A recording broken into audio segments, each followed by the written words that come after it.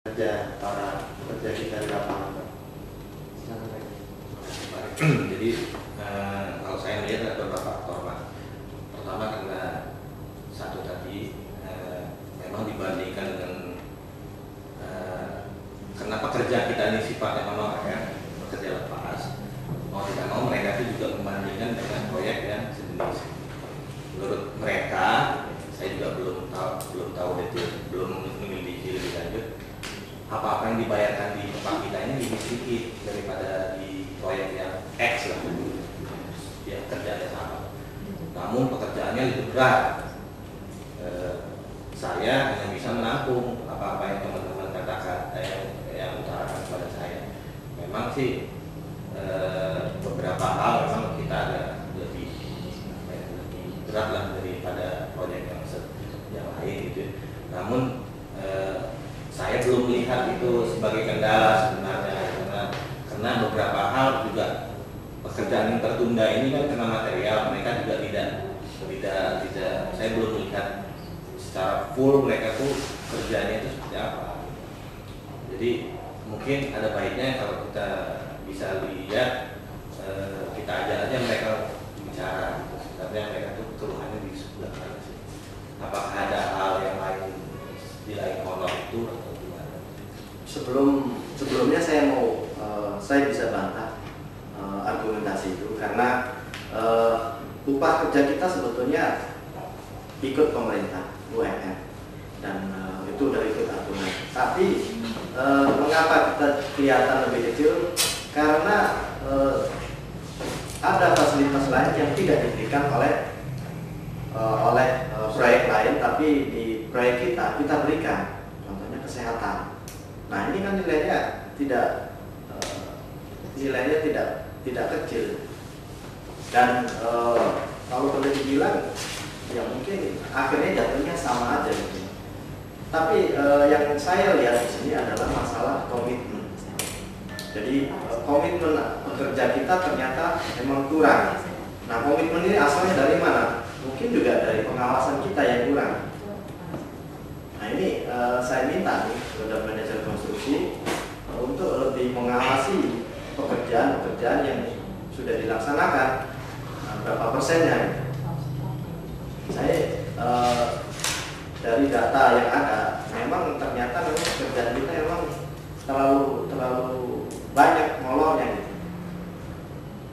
Tapi mungkin kita coba untuk cari tahu dari pekerjaannya sendiri, apa sih yang diinginkan. Pak, boleh usul Pak? Mungkin Bapak menyebutkan itu sebagai sesuatu yang kecil ya Pak, berkaitan dengan fasilitas dan proyek yang lain. Tapi sudah terlalu banyak keluhan dari para pekerja kita di lapangan. Mungkin nanti saya akan informasikan kepada para mandor. Kira-kira mereka bisa menampung apa aja yang mereka inginkan dari para pekerja di lapangan, Pak. Boleh nggak kami mengundang salah satu atau beberapa dari mandor kita di lapangan, Pak? Boleh ya, silakan. Silakan Bapak Ibu. Para mandor yang berada di lapangan. Pak Romi selaku mandor senior boleh menyampaikan informasi.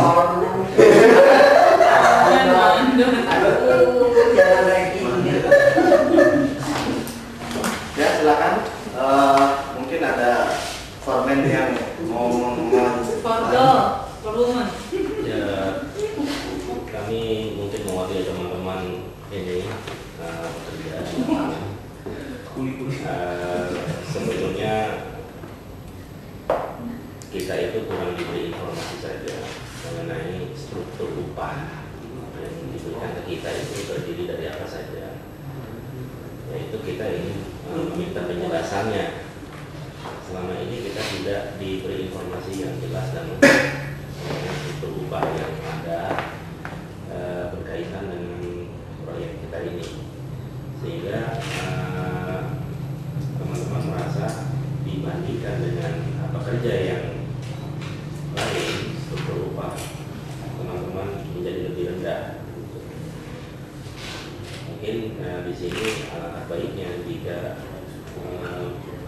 pihak dari tim prok atau staf Bapak bisa menjelaskan lebih detail kepada teman-teman di lapangan. Gitu.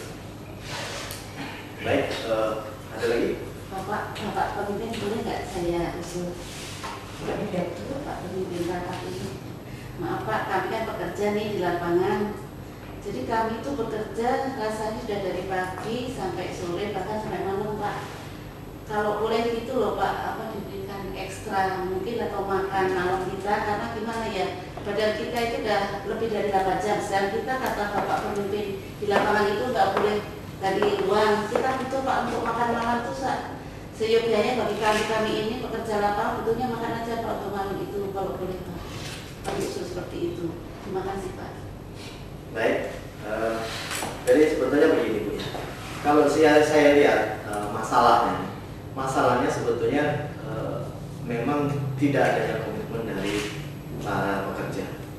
Karena ini juga ada kaitannya dengan monitoring dari konstruksi. Karena konstruksi kurang monitor, akhirnya komitmennya juga agak kendor.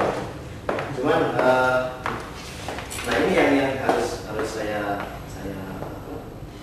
saya dorong untuk lebih berkomitmen. Karena benar saya proyek kita ini nggak main-main. Kita kalau tiap hari keterlambatan kita akan didenda 100 juta. Jadi kalau saya boleh terangkan juga mengenai struktur upah kita itu sebetulnya sudah hampir sama dengan UMR. Kalau UMR 700, kita juga 700. Cuman kalau di proyek lain 800, kita tetap 700 karena kita beri tambahan yaitu fasilitas kesehatan kepada pekerja itu. Coba kalau seandainya di luar, mungkin kecelakaan kerja nggak akan ditanggung, tapi kalau kita kecelakaan kerja akan kita tanggung. Ya, Pak. Boleh. Tapi yang kita lakukan Pak, kita sebagai pekerja, sebenarnya standar kita cuma kalau lihat dari UMR, tapi tolonglah lihat dari hasil kinerja kita. Keberhasilan dari proyek ini kan tergantung dari peranan kita yang ada di lapangan Pak. Cuma kita tuh merasa kok honor kita tuh tidak sesuai. Kita tolong mungkin ini proyek yang nilainya sekian besar. Jangan diberikan patokan dengan nilai UMR Pak. Tolong perhatikan kami. Apalagi kami di sini kan punya anak banyak Pak.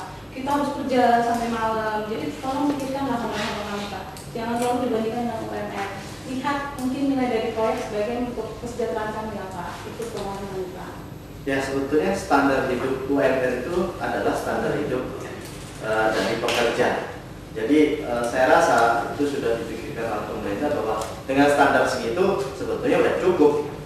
Nah kalau seandainya Anda tidak bersedia ikut dengan standar kita, Anda bisa keluar dari perusahaan ini karena pada saat Anda masuk di dalam proyek ini kan tanda tangan dengan persetujuan itu ya kami anggap kedua belah pihak sudah setuju.